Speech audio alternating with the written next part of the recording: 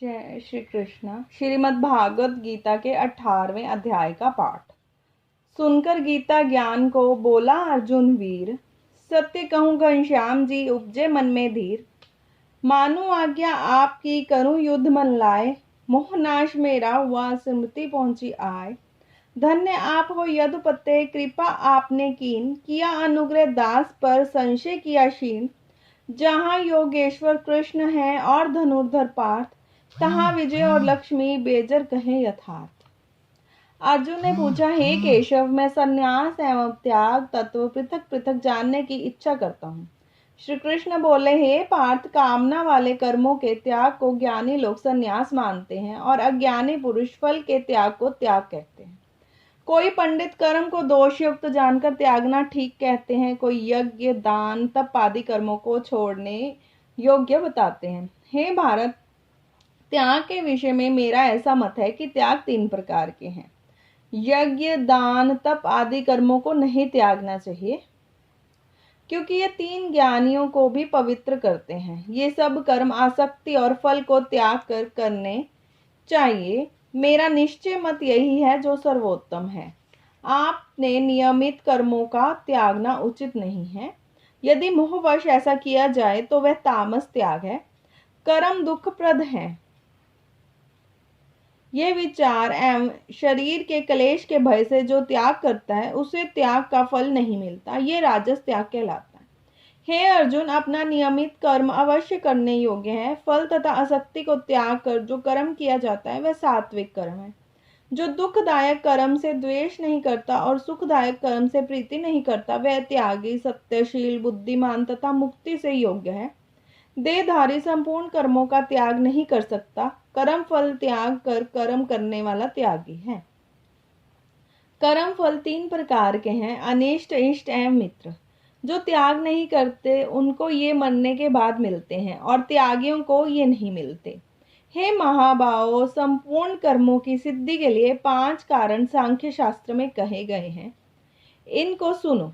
शरीर, कर्ता, साधन, पृथक पृथक चेष्टाएं और देव शरीर।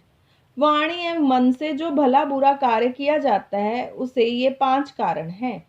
ऐसा होने पर भी जो केवल आत्मा को ही कर्ता जानता है, वह दुर्मति कुछ नहीं जानता। जिसको ये अहंकार नहीं कि मैं करता हूँ और जिसकी बुद्धि कर्मों में लिप्त नहीं है, वह मनुष्य प्राणियों को मरकर भी उनको नहीं मारता। वह मनुष्य प्राणियों को मारकर भी उनको नहीं मारता और उनमें नहीं बंधता। ज्ञान, ज्ञेय, ज्ञाता, ये 3 प्रकार के कर्म प्रेरक हैं। कारण, कर्म तथा कर्ता, ये 3 कर्म के साधन हैं। सांख्य शास्त्र में ज्ञान, कर्म, कर्ता, ये सात्विक गुण के भेद 3 प्रकार के हैं। इनको भी सुनो। जो भिन्न भिन्न प्राणियों में एक अविनाशी अविभक्त सत्ता को देखता है, वह ज्ञान सात्विक कहलाता है। जिस ज्ञान से प्राणियों ने नाना प्रकार की सत्ताएं दिखाई देती हैं, उसे राजस ज्ञान जानो। ऐसा ज्ञान जिससे बिना कारण और सर्वार्थ के जाने एक ही कार्य में लगे रहे, वह अल्प तथा तामस है।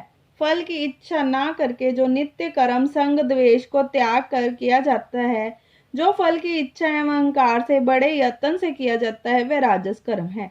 जो कर्म परिणाम, धन का खर्च, दूसरे की पीड़ा और अपना पुरुषार्थ ना जानकर मोहवश किया जाता है, वह तामस कर्म कहलाता है। संग से रहित अहंकार, धैर्य और उत्साह युक्त सिद्ध व असिद्ध से में समान रहता है, वह सात्विक कर्म कहलाता है। गुण की तरह बुद्धि और धर्म के भी 3 भेद हैं। सुनो। जो बुद्धि प्रवृत्त निर्वृत्त, कर्तव्य अकर्तव्य, भय अभय और बंधन मोक्ष को जानता है, वह सात्विक है। हे पार्थ, जिससे धर्म अधर्म और कर्तव्य अकर्तव्य का ठीक से निश्चय नहीं होता, वह राजसी है। जिस अज्ञान से ढकी बुद्धि करके मनुष्य अधर्म को धर्म मानता है, वह तामसी है।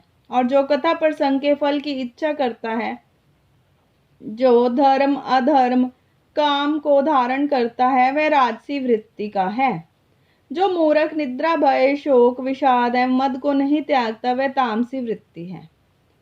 अब 3 प्रकार के सुखों को सुनो। जिसे योगाभ्यास में चित्त रहता है, दुख का अंत हो जाता है, ऐसे सुख सात्विक हैं, जो आरंभ में विष के समान और अंत में अमृत के तुल्य होते हैं। जो सुख आरंभ में अमृत के तुल्य और अंत में विष के तुल्य होते हैं और इंद्रियों के संयोग से होते हैं, उसे राजसी कहते हैं। जो सुख आदि और अंत में दोनों में मनुष्य को मोह में फंसाता है और जो आलस्य तथा प्रमाद से उत्पन्न होता है, वह तामस है। शाम, दाम, तप, पवित्रता, क्षमा, नम्रता, ज्ञान, अनुभव और परलोक में श्रद्धा, ये ब्राह्मणों के स्वाभाविक सिद्ध कर्म हैं। बहादुरी, तेजस्विता, धैर्य, चतुराई, युद्ध में स्थिरता, उदारता, प्रभुता, ये क्षत्रियों के स्वाभाविक कर्म हैं। खेती, गोरक्षा और वैश्यों के स्वाभाविक कर्म हैं। जो लोग अपने अपने गुणों और प्रवृत्तियों के अनुसार कर्म करते हैं, उनको सिद्धि प्राप्त होती है। और जिसने सब जगत का विस्तार किया है, उस ईश्वर को अपने कर्मों में के द्वारा आराधना करके मनुष्य सिद्धि को पाता है। दूसरे के उत्तम कर्म करने से अपना नीच कर्म करना भी श्रेष्ठ है। स्वाभाविक कर्म करने से पाप नहीं लगता। सर्वत्र आसक्ति को छोड़ने वाला, आत्मा जीतने वाला, इच्छा रहित मनुष्य संन्यास के द्वारा सर्व कर्म निर्मित रूप परम सिद्धि को पाता है। वह फिर कैसे ब्रह्म को प्राप्त होता है, सो मुझसे सुनो। यही इस ज्ञान की परनिष्ठा है।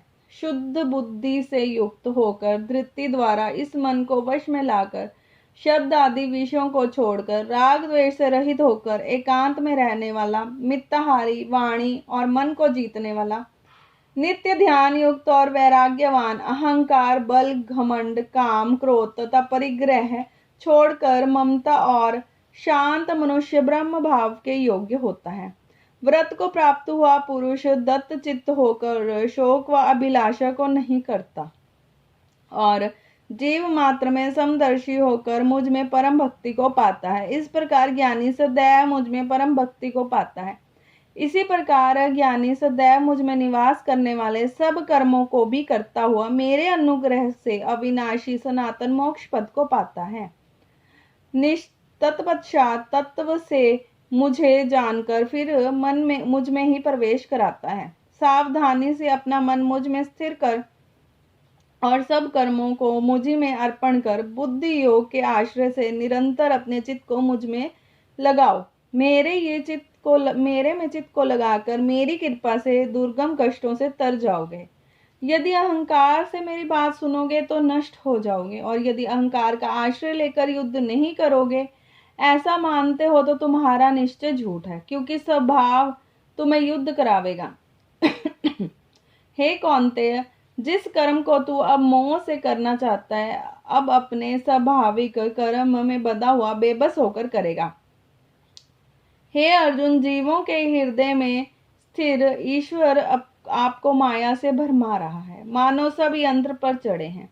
हे भारत, सब भावों में अपनी कृपा के परम शांति या मुक्ति को पाओगे। ये गूढ़ ज्ञान मैंने तुमसे कहा, इसे भली भांति विचार कर जैसा चाहते हो वैसा ही करो।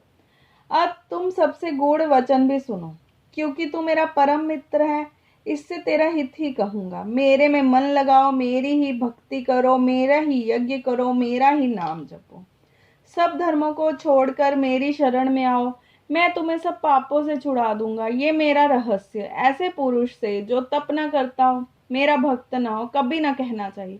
जो इस परम गुप्त ज्ञान को मेरे भक्त में प्रकट करेगा, वह मेरी भक्ति को पाकर अंत में निश्चय ही मुझ में लीन हो जाएगा। इस संवाद को जो कोई पढ़ेगा, उसे मैं समझूंगा कि उसने ज्ञान यज्ञ द्वारा मेरी पूजा की है। जो श्रद्धावान पुरुष दोष ढूंढे बिना इसको सुनेगा, वह भी मुक्त होकर पुण्य आत्माओं को मिलने वाले शुभ लोगों को प्राप्त होगा। हे पार्थ, तुमने एकाग्र चित्त से मेरे कहे हुए उपदेश को सुना या नहीं? हे धनंजय, तुम्हारा ज्ञान से उत्पन्न हुआ मोह नष्ट हुआ या नहीं? अर्जुन ने कहा, हे भगवान, आपकी कृपा से मेरा मोह नष्ट हो गया और समृद्धि हुई है। अब मैं निस्संदेह आपकी आज्ञा पर स्थिर रहूंगा और जैसा आपने कहा मैं वैसा ही करूंगा। संजय बोले, हे धृतराष्ट्र, मैंने महात्मा वासुदेव और अर्जुन का ये रोमांचकारी अद्भुत संवाद सुनाया। व्यास जी की कृपा से साक्षात योगेश्वर श्री कृष्ण जी के मुख से इस परम गूढ़ संवाद का मैंने सुना है। हे राजन, श्री कृष्ण और अर्जुन के इस अद्भुत पुण्यकारक संवाद को स्मरण करके मन बार बार प्रसन्न होता है। श्री कृष्ण भगवान के इस अद्भुत रूप को स्मरण करके मुझे बड़ा ही विस्मय होता है। हे राजन, मैं बारंबार प्रसन्न होता हूँ। मेरी ऐसी धारणा है कि जहाँ योगेश्वर भगवान श्री कृष्ण है, जहाँ पार्थ जैसा धनुर्धर है, वहाँ राजलक्ष्मी, विजय, ऐश्वर्य और अटल नीति है। 18वें अध्याय का महात्म्य।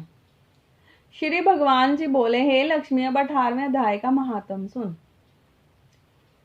जैसे सब नदियों में गंगा जी, गौओं में कपिला और ऋषियों में नारद श्रेष्ठ है, उसी तरह गीता जी के सब अध्यायों में 18वां अध्याय श्रेष्ठ है। एक समय सुमेरु पर्वत में देवलोक में इंद्र अपनी सभा लगाए बड़ी प्रसन्नता से बैठे थे। उर्वशी नृत्य कर रही थी। इतने में एक चतुर्भुज रूप जीव को पार्षद ले आए और इंद्र को बहुत अखरे उस तेजस्वी को बैठा तो दिया, किंतु इंद्र ने अपने गुरु बृहस्पति जी से कहा, हे गुरुदेव, आप त्रिकालदर्शी हो। देखो, इसने ऐसा कौन सा पुण्य किया है जिससे यह इंद्रासन का अधिकारी हुआ। मेरे जाने तो इसने तीर्थ व्रत दान कुछ नहीं किया, शिवालय व ठाकुर मंदिर नहीं बनवाया, तालाब नहीं खुदवाया। यही सब बात बृहस्पति जी ने भगवान से कही। तब भगवान ने बृहस्पति जी से कहा कि इस मन में भोगों की वासना थी, परंतु यह गीता जी के 18वें अध्याय का नित्य पाठ किया करता था। इससे जब इसने देह त्यागी तो मैंने आज्ञा करी, हे पार्षदों, तुम इसको पहले ले जाओ, इंद्रलोक के सुख भोगाओ। जब इसका मनोरथ पूर्ण हो जाए तब मेरे सामुज्य मुक्ति को पहुंचा दो। देवताओं ने आकर भोगों की सब वस्तुएं एकत्र कर दी और कहा, पहले तुम इंद्रलोक के सुखों को भोगो। बहुत काल तक इंद्रपुरी के सुख भोगकर फिर भगवान की कृपा से समयुज्य मुक्ति बैकुंठ का अधिकारी हुआ। श्री नारायण जी बोले, हे लक्ष्मी जी, ये 18वें अध्याय का महात्म्य मैंने तुम्हें सुनाया है। गंगा, गीता, गायत्री, कलयुग में ये तीनों ही मुक्ति की दाता हैं। जय श्री कृष्ण।